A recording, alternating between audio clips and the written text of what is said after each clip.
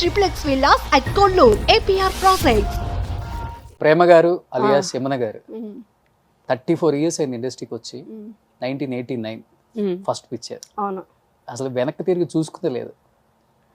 ఒక్కసారి వెనక్కి తిరిగి చూసుకుంటే వాట్ ఈజ్ మై లైఫ్, అసలు నేనా ఈ లైఫ్ లో ఉంది నేనేనా, ఈ 34 ఇయర్స్ జర్నీలో ఇంత సక్సెస్ చూసింది నేనేనా, ఇంత స్టార్ హీరోయిన్ హోదా తెచ్చుకుంది నేనేనా, ఏమీ ఆశించని ఒక ప్రేమ, ఒక యమునగా సౌత్లో రూల్ చేసింది నేనే అని ఎప్పుడైనా కూర్చొని అనుకుంటారా ఫ్యామిలీ కానీ మీరు కానీ?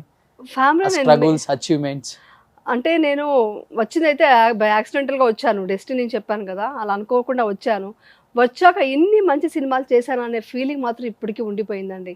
ఎందుకంటే అప్పట్లో నాకు తెలీదు, నాకు అంత మెచ్యూరిటీ లేదనమాట. నేనేంటి ఎంత సక్సెస్ చూస్తున్నాను అన్న విషయం కూడా నాకు అర్థం కాలేదు. ఏదో వచ్చాను సినిమా చేస్తున్నాను అనుకున్నాను, కానీ ఇది ఎంత బిగ్ అచీవ్మెంట్ అనే విషయం నాకు అప్పట్లో తెలియదు. సో ఇప్పుడు నాకు అర్థమైంది ఏంటంటే నిజంగా ఇంత మంచి సినిమాలు చేశాను, ఇంత పెద్ద హిట్ అయింది అప్పట్లో. ఈ రోజుకి 34 ఇయర్స్ అంటున్నారు కదా, ఈ రోజుకి ఎక్కడికి వెళ్ళినా కూడా మామగారు సినిమా గురించి చెప్తుంటారు, మౌన పోరాట సినిమా చెప్తుంటారు, ఎర్రబందారం కానీ, పుట్టింటి పట్టు చీర, అవన్నీ గుర్తు చేసుకొని సీన్ బై సీన్ చెప్తున్నారంటే మర్చిపోలేదంటే అది బిగ్ అచీవ్మెంట్ అనుకుంటా, నా లక్ అనుకుంటాను. అది ఈవెన్ 1990లో కూడా మేడం పుట్టింటి పట్టు చీర ట్రెండ్ సెట్ చేసింది అప్పుడు. అండ్ చాలా మంది స్టార్ హీరోస్ మూవీస్ కూడా రిలీజ్ అయిన ఆ టైం. చిరంజీవి గారి సినిమా కూడా రిలీజ్ అయిందండి, దానికి ఈక్వల్ గా ఆ సినిమా ఆడింది అని అప్పట్లో చెప్పుకున్నారండి. చిరంజీవి గారు అంత లెవెల్ గా నీ సినిమా ఆడింది పుట్టింటి పట్టు చీర అనేసి చెప్పినప్పుడు నాకు చాలా అప్పుడు తెలియదండి, తర్వాత తెలుసుకున్నాక ఇంత అచీవ్ చేశానా, ఇంత మంచి సినిమాలు చేశానా అనేసి అనుకున్నాను. చాలా క్రేజ్ వచ్చిందండి, ఎంత క్రేజ్ వచ్చిందంటే నేను ఆంధ్రాలో అక్కడంతా అప్పుడు గుంటూరు అటంతా వెళ్ళలేను అనమాట. వెళితే మొత్తం రోడ్ బ్లాక్ అయిపోయి ఒకసారి అయితే పోలీసు వాళ్ళు చెప్పేశారు ఇక్కడ స్టే చేయడానికి లేదు హోటల్స్లో, ఆవిడ ఉంటే మొత్తం ట్రాఫిక్ జామ్ అయిపోతుంది, ఎవరైనా ఇంట్లో పెట్టండి షూటింగ్ తీసుకొస్తే అని చెప్పారనమాట. ఆ లెవెల్ క్రేజ్ ఉండింది నాకు. సో ఇప్పుడంటే ఏదో తోక చుట్టూ అని చెప్పుకొని ఇండస్ట్రీలోకి ఎంటర్ అయిపోతున్నారు, బట్ మీ టైంలో అలా ఉండదు. అలా లేదు, బ్యాక్ సపోర్ట్ ఉండాలి, ఫైనాన్షియల్ సపోర్ట్ ఉండాలి. ఏదన్నా అయితే తన వెనక ఇంతమంది ఉన్నారు, మనం ఏదన్నా అంటే చాలా జాగ్రత్తగా మాట్లాడాలి, ఇవన్నీ ఓన్లీ గాడ్ అండి, గాడ్ సపోర్ట్ తోనే చేశాను. మా మదర్ అండి దీనికి మాత్రం వచ్చి స్ట్రాంగ్ లేడీ ఎవరంటే మా మదర్, తర్వాత గాడ్ అండి. ఎందుకంటే అంత ఇండస్ట్రీలో వచ్చి అంత సినిమాలు చేసి సక్సెస్ఫుల్గా ముందుకు వెళ్ళాను, ఇన్ని సంవత్సరాల నుంచి ఉన్నానంటే ఫస్ట్ వచ్చి నిజంగానే మా మదర్ ఒక స్ట్రాంగ్ లేడీ, ఆ ఇన్స్పిరేషన్తో నేను చేయగలిగాను. సపోర్ట్ వచ్చి గాడ్. అమ్ముంటారు అన్ని షూటింగ్స్ కి అప్పుడు ఉండేవాళ్ళు, మూవీస్ అప్పుడంతా కంపల్సరీ మా మదర్ ఉండేవాళ్ళు. మా మదర్ లేదా నేనేం చేసేదాన్ని కాదనమాట. అది ఎక్కువ అప్పుల్లో చెప్తూ ఉండేవాళ్ళు, విజయశాంతి గారి కోసం ఒక రోల్ రాసేవాళ్ళు సపరేట్ గా, సౌందర్య గారి కోసం, అలా యమున గారి కోసం అనేది ఒక ఉండేది అప్పుల్లో. అంటే ఏ బ్యాక్గ్రౌండ్ లేదు, at the same time acting అంటే తెలియదు. అవును, ఏం తెలియదు, జీరో నాలెడ్జ్. మళ్ళీ జీరో నాలెడ్జ్ తో వచ్చాను, ఇక్కడ నేర్పించారు. మౌన పోరాటం సినిమా అప్పుడే నేను యాక్టింగ్ అంటే ఏంటి నేర్చుకుంది, న్యాచురాలిటీ, రియాలిటీ ఎలా యాక్ట్ చేయాలని చెప్పేసి అక్కడ నేర్చుకున్నాను. సో అది అలా కంటిన్యూ అయ్యింది. అది కూడా ఈటీవీ ఉషోదయ అనుకుంటా కదా, ఉషా కిరణ్ మూవీస్ నేర్పించారు. అది కూడా లక్ కదండి, ఎందుకంటే అంత పెద్ద సంస్థలో చాలా మంది కొత్త వాళ్ళని మేకప్ టెస్ట్ చేశారు. రామోజీరావు గారు వచ్చి నాకే ఓటు వేసి ఈ అమ్మాయి బాగుంటుంది ఆ క్యారెక్టర్కి అని స్ట్రాంగ్గా చెప్పడం వల్లే నేను ఇంతవరకు ట్రావెల్ అయ్యాను. సో డెఫినెట్గా ఆయన సపోర్ట్ వల్లే. ఈటీవీతో స్పెషల్ బాండింగ్ అప్పటి నుంచి ఇప్పటికీ ఉంది కదా? ఉందండి, అదేమో తెలియని ఒక బాండింగ్ ఉందండి. కంప్లీట్ ఈటీవీలో సీరియల్స్ అంటే మాకు 2000 నుంచి 90s నుంచి కూడా కనపడతారు మీరే. 90s లో రాలేదు నేను, 95 ఈటీవీ వచ్చింది 96 నుంచి. ఒక హీరోయిన్, స్టార్ హీరోయిన్, అప్పుల్లో ఉన్న స్టార్ హీరోయిన్ బ్రేక్ చేసి సీరియల్స్ లో కూడా ఇలా యాక్ట్ చేయొచ్చు, ఇంత స్టార్ డమ్ తెచ్చుకోవచ్చు అని ప్రూవ్ చేశారు. అది కాకుండా నన్ను వెతుక్కొని వచ్చారు వాళ్ళు, నేను ఎక్కడున్నా కూడా తెలియలేదు. నేను చెన్నైలో ఉండేవాళ్ళం, మా మదర్ మ్యారేజ్ చేయాలని చెప్పేసి బెంగళూరు షిఫ్ట్ చేసాం. మేము షిఫ్ట్ అయిన విషయం కూడా తెలీదు సుమన్ గారికి. సుమన్ గారు పర్టికులర్గా అన్వేషిత కానీ విధి సీరియల్ అంతా నేనే చేయాలనేసి పట్టుబట్టి, అన్వేషిత టైంలో నేను బెంగళూరులో ఉంటే అక్కడ న్యూస్ ఉంది కదా, న్యూస్ ఛానల్ ఉంది కదా, వాళ్ళ దగ్గర నుంచి తెలుసుకొని అడ్రస్ తెలుసుకొని వచ్చి మీరు చేయాలి ఆ సీరియల్ అని చెప్పారనమాట. సీరియల్ కోసం అలా వెతుక్కుంటూ రావడం అనేది అప్పట్లో అంత డిమాండ్ ఉండేది అనమాట మనకు. ఇప్పుడు అవును, యాక్చువల్లీ ఆ క్యారెక్టర్ నేను చేయకూడదు అనుకున్నాను. ఇది నెగిటివ్ అంటున్నారు, నేను చేయను అన్న టైప్లో ఉంటే సుమన్ గారు చెప్పారంట డాక్టర్ గారితో, నేను మాట్లాడమంటారా లేకుంటే మీరు చెప్పగలరా చెప్పండి, she's a hero not negative character అనుకోకండి అని చెప్పి ఒప్పించి చేశారు. ఇప్పటికీ అది ఆ పేరు ఉండిపోయింది, రోజీ అనే పేరు. అంటే మీరు అన్నారు ఒక మాట, అంత మంచి సినిమాలు తీసిన హీరోయిన్ గా నాకు ఒక రికార్డు ఉంది ఇప్పటికి కూడా. అవును, అన్ని మంచి సినిమాలు, హిట్ సినిమాలు చేసి ఒకసారి ఒక సినిమా హిట్ అయింది అంటే గోల్డెన్ దగ్గర ఆ హీరోయిన్ ది మన సినిమాలో కూడా పెట్టండి అని కంటిన్యూగా బ్యానర్స్ ఇంటి ముందు క్యూ కట్టిన రోజులు ఆ రోజుల్లో అంతా కూడా. ఎందుకు యమున గారు పెద్ద హీరోల పక్కన నటించలేకపోయారు అంటే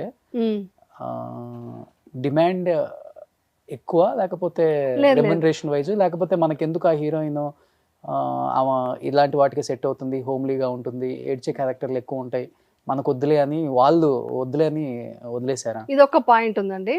నేను వచ్చి గ్లామర్ క్యారెక్టర్స్ ఇక్కడ అంటే ఎక్కువ ఎమోషనల్గా కొంచెం డీ గ్లామర్ క్యారెక్టర్స్ చేశాను ఆ టైంలో.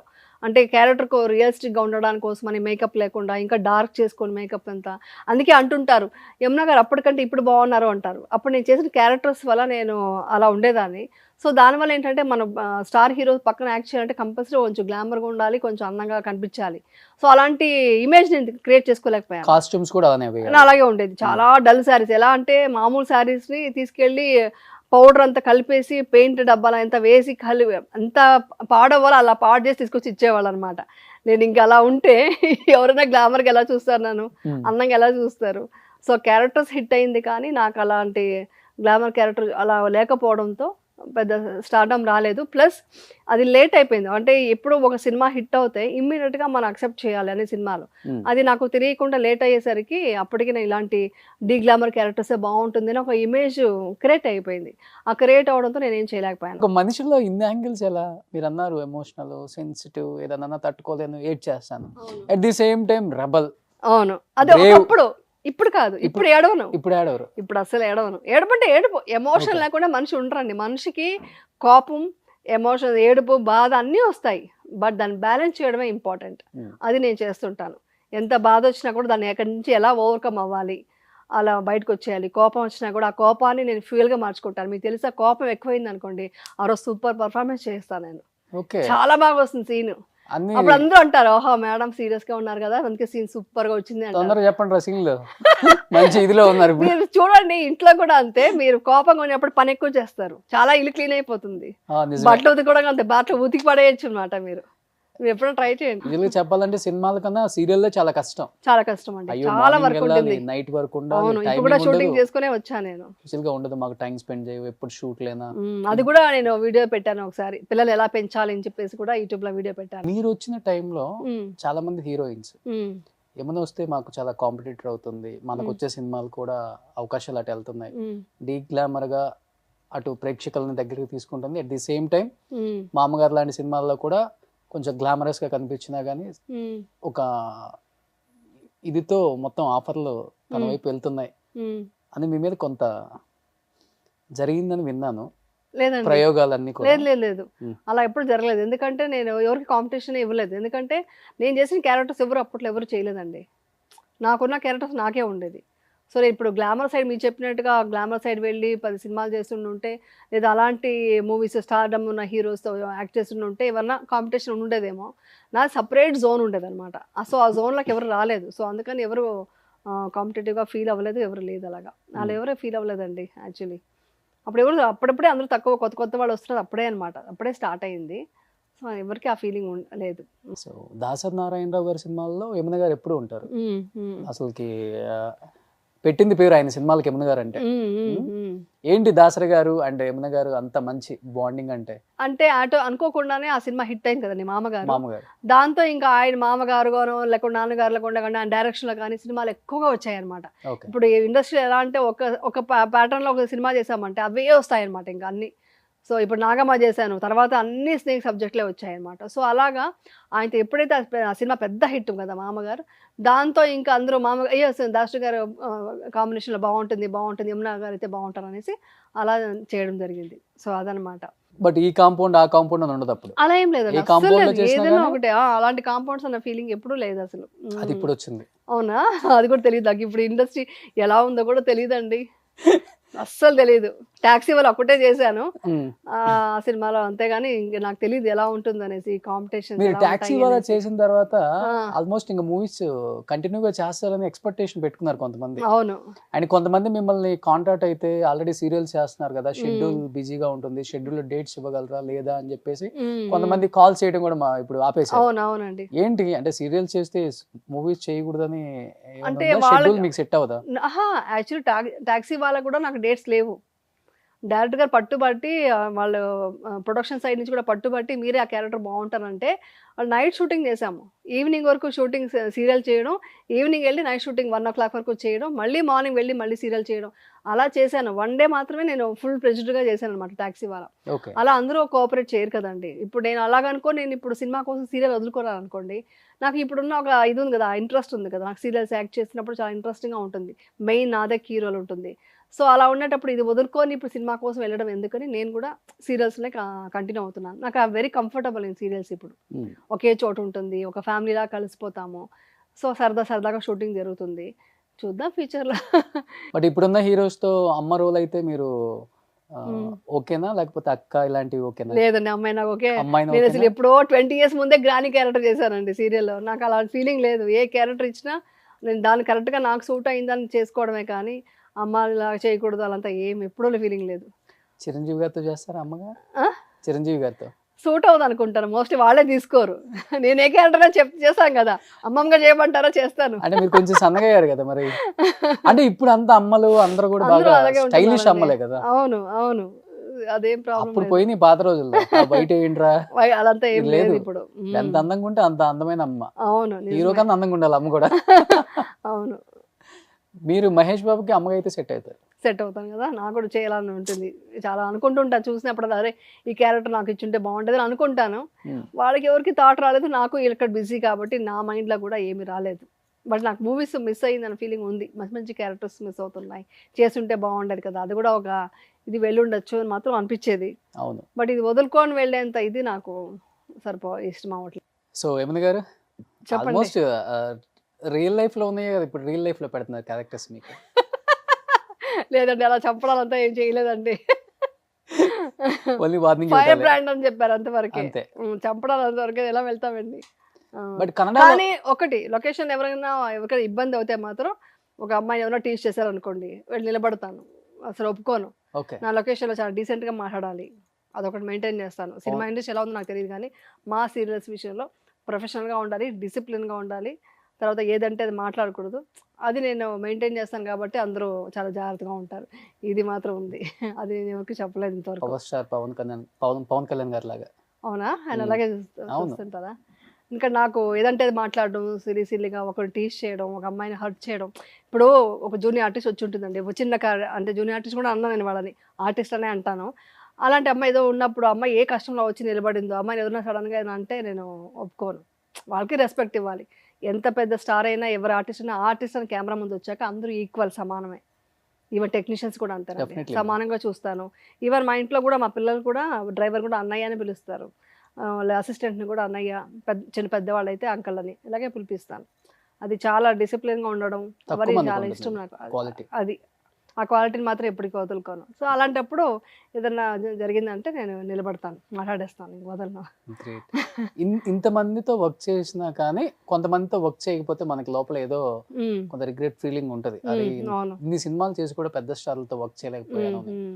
అలా మీరు ఆ టైంలో బాగా పీక్ లో ఉంది చిరంజీవి గారు, and at the same time అప్పటి నుంచి బాలకృష్ణ గారు. అవును, వాళ్ళతో వర్క్ చేయలేదన్న బాధ అయితే ఉందా అప్పుడు? చాలా చాలా, ఎందుకంటే నేను మూవీస్ మిస్ అయ్యానండి. యాక్చువల్లీ అయితే నాకు మూవీస్ వచ్చాయి, వాళ్ళిద్దరితో ఇమ్మీడియట్ గా అంత పెద్ద సినిమా మౌన పోరాటం హిట్ అవుతే నాకు స్టార్డమ్ ఎందుకు రాకుండా ఉంటుంది, వచ్చింది. బట్ ఆ టైంలో వచ్చి నేను వేరే సినిమాలో చేయకూడదు, ఇంకొక మూవీ స్టార్ట్ చేస్తున్నారు షాకిర్ మూవీస్ అని చెప్పడం, ఇక్కడే చేయాల్సి రావడం, అలా కొన్ని మిస్ అయింది. తర్వాత ఆ టైంలో వచ్చేసి మొబైల్ లేవు కదండి, ఆ డేట్స్ చూసుకోవడం తెలియదు నాకు, ఎలా చూసుకుని ఎలా బ్యాలెన్స్ తెలియదు. సో అలాగా నేను చాలా పెద్ద సూపర్ గుడ్ ఫిల్మ్స్ అయితే 3 సినిమాలు మిస్ చేశాను అప్పట్లోనే. వాళ్ళు ఎన్నిసార్లు అయితే వాళ్ళైతే 3 సార్లు ప్రతిసారి రావడం, ఇలా డేట్స్ కుదరకుండా చేయడం, అంటే తెలియదు అప్పుడు డేట్స్ ఎలా బ్యాలెన్స్ చేయాలి, ఎవరిని అడగాలి, ఈ డేట్స్ అడ్జస్ట్ అవుతుంది కనుక్కోవడం కూడా చేసేదాన్ని కాదు. ఈ డేట్స్ వాళ్ళకి ఇచ్చానంటే అంతే, ఇంకా ఇంక వేరే వాళ్ళకి అడిగితే కూడా ఇచ్చేదాన్ని కాదు, లేదంటే వాళ్ళకి ఇచ్చేసానండి మాట పోతుంది అనేదాన్ని. సో అవంతా కొంచెం తెలియకుండా చాలా మూవీస్ మిస్ అయ్యాను. ఇప్పటికీ అది మాత్రం కొంచెం బాధ ఉంటుంది, కానీ మళ్ళీ అనుకుంటా, మళ్ళీ నేనే ఆన్సర్ చెప్పుకుంటా, ఇట్స్ ఓకే, అట్లీస్ట్ నువ్వు ఒక మంచి సినిమాలు చేసి గుర్తింపు అయితే ఉంది కదా ఇండస్ట్రీలో. అదే చిరంజీవి గారు కనిపిస్తే కూడా మంచిగా మాట్లాడతారు, పలకరిస్తారు ఇండస్ట్రీలో. సో బాలయ్య బాబు కూడా అంతే. సో ఇది ఉంది ఇండస్ట్రీలో, నేను ఉన్నాను, కలిసి అందరితో మాట్లాడుతున్నాను. వాళ్ళతో యాక్చువల్లీ అంతే. అప్పటికీ ఒక గంగాగా ఒక సినిమా, ఒక సాంగ్ చేశాను నేను ఆయనతో, ఒక బిట్ చేశాను కదా. ఆ రోజే నిజంగా సార్ నా డ్రీమ్ సార్ ఇది, నేను మీతో యాక్ట్ చేస్తున్నాను అనేసి చాలా ఎగ్జైటెడ్గా, చాలా హ్యాపీగా ఫీల్ అయ్యాను అనమాట. అలా యాక్ట్ చేశాను అనమాట. చాలా, ఒక బిట్ చాలు చేశానన్న తృప్తి అయితే నాకు ఉండిపోయింది. ఆయన శివుడు, నేను గంగాగా చేశాము. ఒక్క 1 డే షూట్ చాలు, చాలా హ్యాపీ ఫీల్ అయ్యాను అనమాట. ఏ సినిమా? మంజునాథ సాంగ్ డాన్స్ చేశాను, ఆ చిన్న బిట్ చాలు చేశానన్న తృప్తి అయితే ఉండిపోయింది నాకు. అది పవన్ కళ్యాణ్ గారితో యాక్ట్ చేయలేదు కదా? పవన్ కళ్యాణ్ గారితో యాక్ట్ చేయలేదండి, చాలాసేపు మహాడన్న ఆయనతో. చిరంజీవి గారి ఇంటికి వెళ్ళినప్పుడు అని ఉంటే, ఇయర్ గుర్తులేదండి నేను, అప్పుడే ఆయన ఇంకా మూవీస్కి ఇంకా హీరో అవ్వలేదు. అప్పుడే స్టార్టింగ్ అనమాట, మోస్ట్లీ అది రెడీ అవుతున్నారేమో మూవీస్ కోసం. ఆ టైంలో మహాడని చాలాసేపు, అదొకటి మెమరీ అలా ఉండిపోయింది నాకు ఆయనతో. ఆయనకు గుర్తుందో లేదో నాకు తెలియదు, నాకైతే అది అలా ఉండిపోయింది.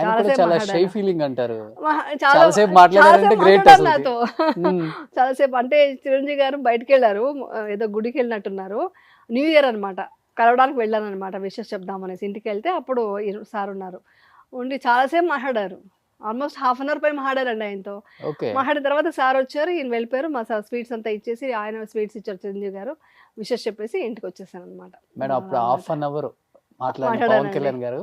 ఈ రోజు ఇండస్ట్రీని శాసిస్తున్నారు అంటే రూల్ చేస్తున్నారు అనుకోవచ్చు. చాలా మంచిగా మాట్లాడారు, పొలిటికల్ గా కూడా రూల్ చేయడానికి తన కష్టం పడుతున్నారు. ఏమనిపించింది ఆ గ్రాఫ్ అలా చూసినప్పుడు? అప్పుడు పవన్ కళ్యాణ్ గారితో మాట్లాడిన ఆ వ్యక్తిత్వం అదంతా ఇప్పుడు కనిపిస్తుంది. ఇప్పటికీ ఉందండి అదే ఇది నాకు అనిపిస్తుంది. కొంచెం పవర్ఫుల్ గా ఉంటుంది ఇప్పుడు. అప్పుడు చాలా సాఫ్ట్ గా అంటే మోస్ట్లీ నాకు తెలియలేదేమో పవర్, అప్పుడు పవర్ స్టార్ అయినా.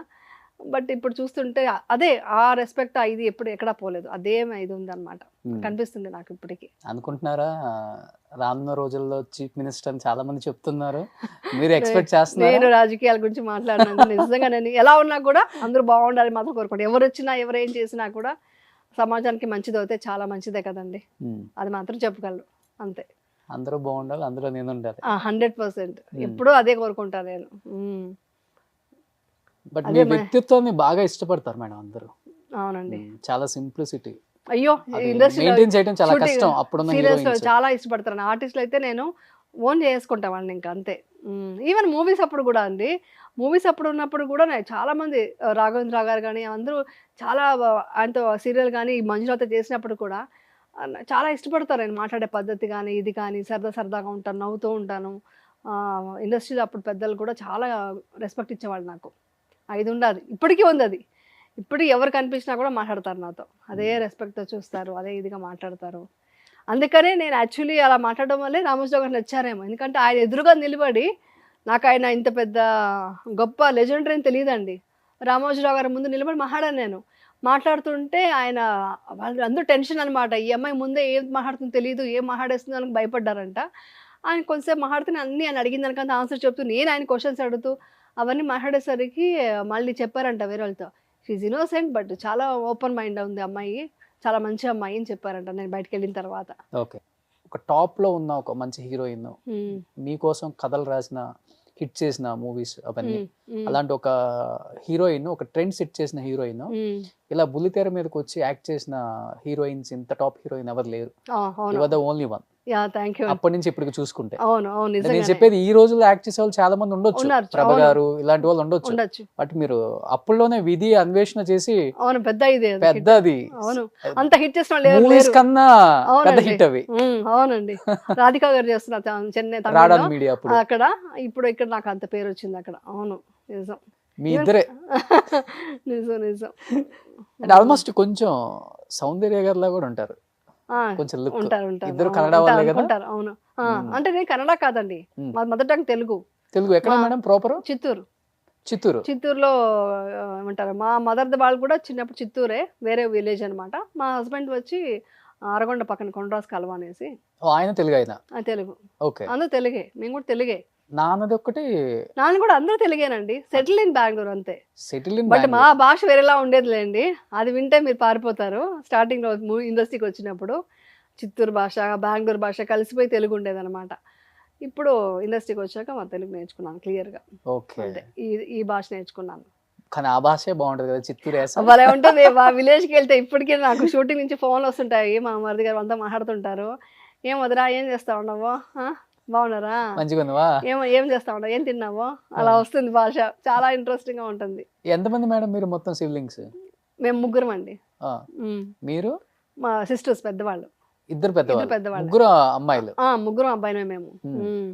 అక్క ఎవరైనా ఉన్నారా ఇండస్ట్రీ? ఇండస్ట్రీ ఎవరు లేరండి. సో డైరెక్టర్స్ హీరోయిన్ అని పిలిచేది ఎవరు ఎప్పుడు ఎక్కువ మిమ్మల్ని? ఈ అమ్మాయి డైరెక్టర్స్ హీరోయిన్ రా ఇప్పటికి ఇండస్ట్రీలో? ఇప్పటికి కూడా అంటారా? అంటే మీరు అడిగేది డైరెక్టర్స్ హీరోయిన్ అంటే డైరెక్టర్ చాయిస్. ఈ అమ్మాయి అంటే ఒకటి ఉండదు కదా, డైరెక్టర్స్ హీరో అంటారు, డైరెక్టర్స్ హీరోయిన్. ఈ అమ్మాయి అంత చూజీగా ఉంటది, అంత చూజీగా చేయగలదు అన్ని ఏ క్యారెక్టర్. ఇప్పటికేనండి ప్రతి డైరెక్టర్స్ కి ప్రతి ఒక్కరికి నేనంటే ఇష్టం. ఎందుకంటే వాళ్ళు చెప్పే క్యారెక్టర్ అర్థం చేసుకుని నేను చేస్తుంటాను కదా. సో ప్రతి డైరెక్టర్ కి నేనంటే ఇష్టం. మీరు అదేనా అడిగిన క్వశ్చన్? అదే కదా. ఇప్పటికి ఈవెన్ సీరియల్స్ కూడా అంతే. ఇలా చెప్పగానే నేను వాళ్ళు కట్ చెప్పేటప్పుడు తెలిసిపోతుంది వాళ్ళకి సాటిస్ఫైడ్ కాదనేసి. కట్ అని మామూలుగా అన్నారంటే వన్ మోర్ సార్ అని అడుగుతాను, కట్ ఎయిట్ అన్నారంటే తెలిసిపోతుంది నాకు. ఆ చెప్పే స్టైల్లోనే నేను అర్థం చేసుకుని నేను యాక్ట్ చేస్తుంటాను. డైరెక్టర్స్కి ఏం కావాలో అది చేయాలనేది నేను అనుకుంటూ ఉంటాను. వచ్చింది ఎక్కడి నుంచి? దాసరి స్కూల్. బాలచంద్ర గారు ఫస్ట్. అదే అక్కడి నుంచి ఆ స్కూల్ అనమాట. అసలు ఆయన దాసరి నారాయణరావు గారు అయితే స్పాట్ లో టేక్ లో చెప్పేవాళ్ళండి. సీన్ యాక్ట్ చేస్తుంటాం కదా, ఇమ్మీడియట్ గా చెప్పేవాళ్ళు అనమాట. అందుకనే మాకు ఈజీగా క్యాచ్ అవుతుంది. ఈవెన్ ప్రాంప్టింగ్ కూడా నాకు అందుకే ఈజీగా ప్రాంప్టింగ్ చేసుకుంటాం సీరియల్స్ లో అంతా. కింద నుంచి ఇస్తారు కదా, కింద నుంచి పక్క నుంచి ఇస్తారండి. ఇచ్చినప్పుడు కూడా దాన్ని చెప్పింది చెయ్యను నేను దాన్ని ఓన్ చేసుకుంటా. వాళ్ళు మాడ్యులేషన్ చెప్తే వాళ్ళు యాక్ట్ చేయొచ్చు కదండి, నేను యాక్ట్ చేయడం ఎందుకు, అది మార్చుకుంటా. అప్పుడు దాసరి నారాయణరావు గారి దగ్గర అలవాటు అది. అండ్ టేక్లు చెప్తున్నప్పుడే అమ్మ లెఫ్ట్ తిరిగి ఉన్నాయి, కోపంగా వెళ్ళిపో, ఇటు చూసి చూడు అని చెప్పేవాళ్ళు అనమాట. అది స్పాంటినిటీగా అలా అప్పటికప్పుడు తీసుకొని చేయాలి. యాక్టింగ్ అంటే అలా చేస్తేనే న్యాచురల్ గా ఉంటుంది. మానిటర్స్ లేవు, ఏమీ లేదు, అప్పటికప్పుడు అనుకొని చెప్తున్నారు, దాన్ని వింటూ చేసేయడమే. అదే ఇది ఉంటుంది అనమాట. కానీ ఇప్పుడు అనిపిస్తుంది అండి, పేజీ డైలాగులు చెప్పేవాళ్ళ సినిమాల్లో వితౌట్ ప్రాంప్టింగ్ నేర్చుకొని చెప్పాలి. ఎలా చేసామా అని అంటే ఇప్పటికీ నాకు అంత దగ్గర ఆన్సర్ లేదు. ఓకే, అంటే తెలియకుండా వచ్చేసింది బై హార్ట్ చేస్తారు. అప్పుడు నేర్చుకోవడం అంటే బై హార్ట్ అనేది ఎప్పుడు రాదండి. ఎప్పుడు యాక్టింగ్ చేసేటప్పుడు దాన్ని అర్థం చేసుకోవాలి. ఆ సీన్ ఏంటి, ఆ కంటెంట్ ఏంటి అర్థం చేసుకుని అటు ఇటు బ్యాలెన్స్ చేసినా కూడా కొంతవరకు బై హార్ట్ అంతే. ఫుల్గా బై హార్ట్ చేస్తే అది ఇది అప్పచెప్పినట్టు ఉంటుంది కదా. దాన్ని ఓన్ చేసుకుని చెప్పడం ఉంది కదా. పేజీలు గుర్తుపెట్టుకోవాలంటే బై హార్ట్ చేస్తే రాదు. అప్పటికప్పుడు అనుకుని దాంట్లో కనెక్ట్ అవుతూ చెప్పడం. సో అలా చేసాము. ఎలా చేసామా, అది ఎండలో ఎలా పనిచేసామా, అవుట్డోర్లో ఉండేది, డే అండ్ నైట్ షూటింగ్లు ఉండేది. ఇప్పుడైతే తెలుసుకుంటే కూడా ఇప్పుడు నోళ్ళు చేయగలరా అని డౌట్ వస్తుంది నాకు. ఏ కెరవాన్ లేదు, ఏమీ లేదు, అంత చేయడం అనేది చాలా టఫెస్ట్ ఇది. కానీ తెలియదు మాకు అప్పుడు. ఆడుతూ పాడుతూ 10th స్టాండర్డ్. అవునా? అంతేనండి. 10th చదివి ఇండస్ట్రీ కాదు, మొత్తం మోటివేషన్ సైకాలజిస్టులు కూడా నన్ను చూసి ఓహో మీరు చెప్పిన పాయింట్ బాగుంది అంటుంటారు. మీకు తెలుసా, నేను చెప్పే పాయింట్లు చూసి చాలా మంది సైకాలజిస్టులు ఏం చెప్పారంటే, ఇంకా చెప్పండి పాపం చాలా మందికి జనాలు తెలియట్లేదు, బ్యాడ్ దీంట్లోకి వెళ్ళిపోతుంటారు, ఎక్కువ సడెంటరీగా కూర్చోవడం, మొబైల్స్ చూడటం, ఇలా వెళ్ళిపోతున్నారమ్మా, చెప్పు అంటుంటారు. నేను 10th చదివేదాను కూడా ఇప్పుడు దాకా ఏదో పీజీలో 2 గోల్డ్ మెడలిస్ట్ వచ్చాయేమో. లైఫ్ చదివేశాను, మొత్తం లైఫ్ ని. పీజీలో 2 గోల్డ్ మెడల్ వచ్చింటాయి పక్క అనుకుంటున్నాను. లేదు, 10th తర్వాత ఇండస్ట్రీకి వచ్చేసాను. Pass 10th పాసే. అంత డౌట్ పడకండి, అదే చెప్పాక చదవడానికి కుదరలేదు అంతే. చిన్న ఏజ్ లోనే వచ్చేసారు కదా ఇండస్ట్రీకి. సో దానివల్ల ఇక్కడే చదువుకున్నారు, ఇంటర్ డిగ్రీ అన్ని అంతే. మా లైఫ్ చదివారు అంతే, ఇంక చదువుకోవడానికి కుదరలేదు. మీరే హైయెస్ట్ క్వాలిఫికేషన్ ఇంట్లో? అవునండి, మేము ముగ్గురు అంతే, ముగ్గురు 10th. మా వారు అదే అంటుంటా. మా వారు నాకు కానీ మా వారు ఎప్పుడన్నా చదువుకొని ఉంటే కదా అని వర్డ్ అంటే చాలా కోపం వస్తుంది. ఆయన వచ్చి బీటెక్ చేసి MBA చేశారు. ఆయన చదువుకోరు ఉంటే నీకు అర్థమవుతుంది, ఆ మాట చెప్పకండి, నేను లైఫ్ చదివేసా అని చెప్తుంటాను అనమాట. ఓకే, నువ్వేం చదివావు? జీవితాన్ని. జీవితాన్ని క్లాస్ అక్కడ లేదమ్మా అని చెప్తుంటాను. ఈ 1980s రీయూనియన్ చిరంజీవి గారు వీళ్ళందరూ కలుస్తారు కదా, దాంట్లో 1990s హీరోయిన్స్ కూడా నేను చూసాను. ఎటు కాకుండా 90s దగ్గర ఉన్నాను కదా, వాళ్ళు 80s వాళ్ళు పిలవరండి మమ్మల్ని. పిలవట్లేదా? పిలవట్లేదు. 90s హీరోయిన్స్ కూడా ఉన్నారు కదా దాంట్లో. ఏమో అయితే నేను కాంటాక్ట్ లో లేనేమో, పిలవలేదు నన్ను. బట్ ఎప్పుడైనా అనుకుంటారా ఏది బాగా రీయూనియన్ బాగుంది, నేను లేను ఆ టీమ్ లోని? నేను అలాగే అనుకోను అసలు, అలాంటి ఫీలింగ్ ఏం లేదు నాకు. నాకు అంత టైం కూడా ఉండదు అనుకోండి. పెట్టేద్దాం మనం 90s రీయూనియన్, పెట్టేద్దాం, గ్యాదర్ చేయండి 90s హీరోయిన్స్ మొత్తాన్ని. మీకు బాగా ఫ్రెండ్లీగా నేను ఉన్నా కూడా వాళ్ళు పారిపోతారులేండి. నేను మళ్ళీ ఇక్కడ మోటివేషన్ స్టార్ట్ చేస్తాను. వాళ్ళు ఇక్కడ లైఫ్ అంటే పార్టీకి వచ్చామా ఏంటో అని ఫస్ట్ అందరూ ఆర్టిస్టులు పారిపోతారు. ఇలా ఉండాలి రాధిక గారు. లైఫ్ దిస్ ఇస్ లైఫ్ అని చెప్తాను, స్టార్ట్ చేస్తాను. జయప్రద గారు అంతే కదా. ఎవరు ఈ బ్యాచ్ పెట్టింది ఇక్కడ? సో వాళ్ళకి నేను లేకపోవడం బెస్ట్ అనుకుంటా. ఇది సరదాగా నేనే చెప్పుకుంటుంటా, నేను కావాలని మా అమ్మాయిని ఏడిపిస్తుంటా. ఇప్పుడు స్టార్ట్ చేయనా లైఫ్ అంటే అంటాను, సరదాగానే వింటారు కానీ కావాలని ఏడిపిస్తుంటాను, పారిపోతుంటారు. ఓకే. సౌందర్య గారితో ఎలా ఉండేది మేడం జర్నీ అప్పుడు? ఆ టైంలో ఇద్దరు పీక్ లోనే ఉన్నారు, బెంగళూరు. అక్కడ కనెక్షన్ అయిపోవచ్చు, మన ఇద్దరిది బెంగళూరు కదా అనేది కూడా. అంత ఏం మాట్లాడుకోలేదండి, అంత ఏం మాట్లాడుకోలేదు. కలిసారు, మూవీ చేసాం కదా, మూవీ చేసాం, ఇద్దరు కలిసి చేసాం, మనం ఎక్కువ మాట్లాడలేదు. ఆమె సీనియర్, మీరు జూనియర్. సౌందర్య ఎలాగ ఉంటారు అయితే? అక్క చెల్లెలు అంటే నమ్మేస్తారు. ఒకే ఇయరే బాగున్నా మేము ఇద్దరు. అవునా? ఓకే. ఇక్కడ ఎంత స్టార్ట్ ఉందో బెంగళూరులో కూడా, కన్నడలో కూడా అంతే ఉండేదా మేడం? ఉందండి. మొత్తం శివరాజ్ కుమార్తో 2 మూవీస్ చేశాను అప్పట్లో. రవిచంద్ర గారితో చేశాను, ఆయనతో చేశాను అలాగా. మేడం నేను పునీత్ గారు చనిపోయినప్పుడు నేనే వచ్చాను అక్కడ కవర్ చేయడానికి. యూజువల్ గా ఏ హీరో చనిపోయినా గానీ ఓకే బానే వస్తారు ఫ్యాన్స్ అన్న తర్వాత, బట్ పునీత్ గారికి ఏంటి మేడం, ఒక సీఎం కూడా రాని అంత ఫ్యాన్స్, స్టేడియం దద్దరిల్లిపోయింది, కంఠీరవ స్టేడియం. హీరోకు మించి ఆయనలో ఉన్న క్వాలిటీస్ మీరు చూసింది ఏంటి అక్కడ బెంగళూరులో, విన్నది కానీ ఆయన గురించి? బాగా హెల్పింగ్ నేచర్ అండి, బాగా హెల్పింగ్ నేచర్ ఉంటుంది, ఒక మంచి హ్యూమానిటీ ఉంటుంది, ఇవంతా ఉన్నాయి ఆయన దగ్గర. సో అందుకని అంత మంది ఫ్యాన్స్ అనమాట. ఆయన చేసిన సినిమాలు కానీ ఆ ఫ్యామిలీలో ఇది ఉందండి, అంత స్ట్రాంగ్ ఉన్నాడు అనమాట. ఓకే. సో అది దానివల్ల అంత క్రేజ్ ఉందన్నమాట. రీసెంట్ గా కూడా కర్ణాటక రత్న అవార్డు కూడా వచ్చింది. అవును, గ్రేట్ అసలు అది. ఇంకేంటి మేడం, సీరియల్స్ ఏనా, మూవీస్ చేస్తారా అవకాశం వస్తే? లేకపోతే నాకు చాలా ఫ్లెక్సిబుల్, నేను చాలా కన్వీనియంట్ అని చెప్పి బుల్లితెర మీద ఉండిపోతారా? కొన్ని రోజులు అండి, ఇంకో 2-3 years వరకు సీరియల్ చేద్దామని డిసైడ్ అయినా. సెకండ్ ఇన్నింగ్స్ లో ఎంత బిజీగా ఉన్న సీరియల్ ఆర్టిస్ట్ ఎవరు లేరు ఇప్పుడు. అయ్యో చాలా హెక్టిక్ ఉంటుందండి, కానీ హెక్టిక్ అన్న ఫీలింగ్ నేను తెచ్చుకోను. ఇష్టం కాబట్టి, ప్యాషన్ కాబట్టి చేస్తాను. కానీ ఒక్కొక్క రోజు అయితే అమ్మా ఈరోజు షూటింగ్ క్యాన్సిల్ అని చెప్తే చాలు, రిలాక్స్గా ఇంకెక్కడ బయటకు వెళ్ళడం ఇష్టం ఉండదు నాకు. రిలాక్స్గా పడుకొని ప్రశాంతంగా ఏ మెడిటేషన్ చేసుకొని, ఏ టీవీ ఫోన్ అంతా స్విచ్ ఆఫ్ చేసేసి పక్కన అలా పెట్టుకొని ఉందామనిపిస్తుంటుంది. కానీ అంత టైం ఇవ్వరు. మళ్ళీ మేడం డేట్స్ కావాలి, ఫ్యామిలీని బాగా మిస్ అవుతున్నారు మీరు.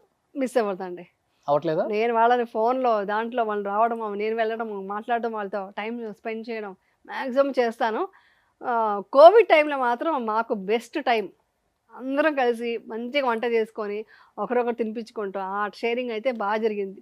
అందరూ కోవిడ్ టైంలో అసలు బోర్ అన్నారు, మాకు బోరే కొట్టలేదు, అలా ఉన్నాం అన్నమాట. కుకింగ్ ఇష్టం, హెల్తీ అండ్ టేస్టీ.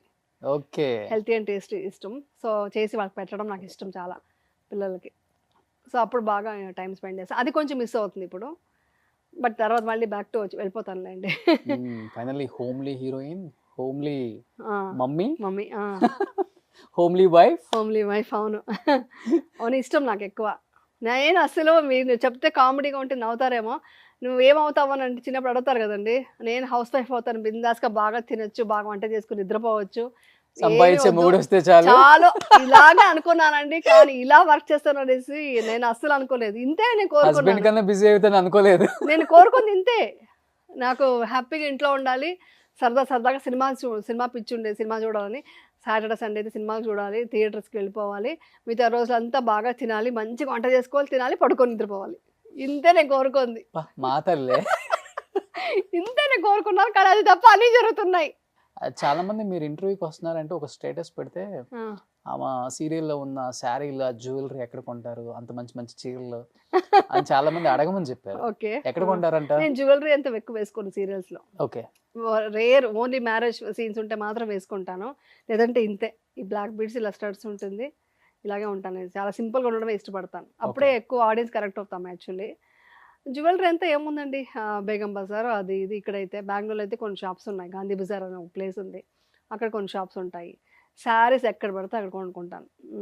కలెక్షన్ ఎక్కువ ఇష్టమా? శారీస్ కలెక్షన్ ఎక్కువ ఇష్టం ఉండదు నాకు, షాపింగ్ ఇష్టం ఉండదు.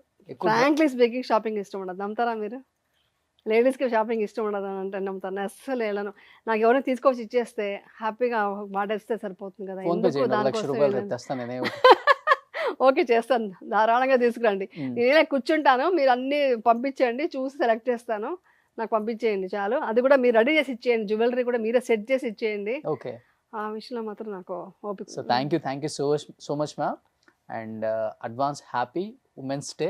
థ్యాంక్ యూ అండి, thank you so much. Successful women కనుక లైఫ్ లో ఎన్ని అప్ అండ్ డౌన్స్ వచ్చినా కానీ ఉమెన్ ఇలానే ఉండాలి, ఇంత స్ట్రాంగ్ గా ఉండాలి. ఇంత స్ట్రాంగ్ గా ఉంటే లైఫ్ లో ఏదైనా సాధించవచ్చు. మనకు ఒక ఫ్యామిలీ ఉంటుంది, పిల్లలు ఉంటారు, వాళ్ళకి రోల్ మోడల్ గా మనం నిలబడాలి. దెన్ ఓన్లీ ఒక అమ్మ లేకపోతే ఒక వైఫ్ అనిపించుకోవచ్చు సమాజంలో. చిన్నదానికి కూడా మనం ఫీల్ అయ్యి ఏదో ఒక కమిట్ అయితే ఎంతమంది సఫర్ అవుతారో అనే ప్రతి ఉమెన్కి మీరు ఎగ్జాంపుల్. అవునండి. ఇంకా నేను చెప్పాలంటే ఈ మా ఉమెన్స్ డే సందర్భంగా నేను చెప్పేది ఏంటంటే, ప్రతి ఆడపిల్ల బాగా చదువుకోండి, ఇండివిజువల్గా ఒక ఫైనాన్షియల్గా స్ట్రాంగ్గా ఉండండి. అంటే ఎలాంటి హస్బెండ్ వచ్చినా, ఏమొచ్చినా, ఎలాంటి ఇది ప్రాబ్లమ్స్ వచ్చినా కూడా ధైర్యంగా ఎదుర్కోవాలంటే ముందు ఫైనాన్షియల్ కూడా కొంచెం స్ట్రాంగ్ ఉండాలండి. లేడీస్ ఎడ్యుకేషన్ ఉండాలి, అది రెండు సపోర్ట్ తీసుకోండి, ఆటోమేటిక్గా మీకు అందరూ సపోర్ట్ చేస్తారు. కళ్ళల్లో అలా గ్లిటర్ వచ్చేసింది లాస్ట్. అవునండి, ఎందుకంటే అంత సక్సెస్ఫుల్ ఉమెన్ మేడం మీరు. Thank you. లైఫ్లో ఎన్ని వచ్చినా కానీ ఓకే నో ప్రాబ్లం, మన మంచికే అనుకొని స్టెప్ వేయటం చాలా కష్టం ఒక ఆడ మనిషికి, అండ్ దట్ ఈ ఫీల్డ్ లో ఉన్న వాళ్ళకి. అవునండి. But great madam, hats up to you ma'am. మీ మీద ఇంకా రెస్పెక్ట్ పెరిగింది నాకు ఇప్పుడు. థ్యాంక్ యూ అండి, ఇది నాకు కావాల్సింది. ఐ నీడ్ రెస్పెక్ట్, ఎప్పుడూ ఉంది, అదే కోరుకుంటాను, అదే మీరు ఇచ్చారు. Thank you so much. Accept చేసి ఇంతసేపు టైం ఇచ్చినందుకు కూడా ఇంత బిజీ షెడ్యూల్ లో thank you so much. Thank you so much అండి.